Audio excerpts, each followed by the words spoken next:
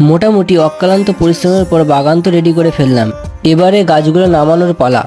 এত গাছ একসাথে কিভাবে একা নামাবো, তাই কিছু বন্ধু বান্ধবকে ডেকে নিলাম সাথে। এমনিতেই খেটে খেটে হাড় মাস কালি হয়ে যাবার তাল, তার উপরে এত গাছ একা নামাতে গেলে আমাকে আর খুঁজে পাওয়া যাবে না। আর তার উপর টবগুলোর যা ওয়েট কি বলবো আপনাদেরকে।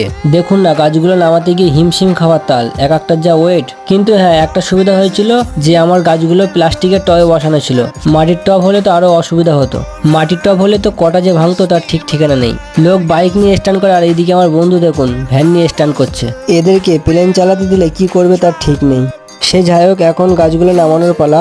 আর এক ভ্যান গাছ আছে, তাই দেরি না করে একে একে গাছগুলো নামাতে আরম্ভ করলাম। আর গাছগুলোর অবস্থা আপনারা দেখতেই পাচ্ছেন কতটা খারাপ। এদেরকে আগের জীবন ফিরিয়ে দিতে আমাকে অনেক পরিশ্রম করতে হবে এদের পিছনে। সব গাছ নামানো শেষ, এখন জলের সাথে হাওয়া খেয়ে বসে পড়লাম আড্ডা দিতে। এখন আমরা করতে বসেছি গল্প, আর আপনারাও ভালোবাসা দিয়ে অল্প অল্প। দেখা হচ্ছে পরের ভিডিওয়।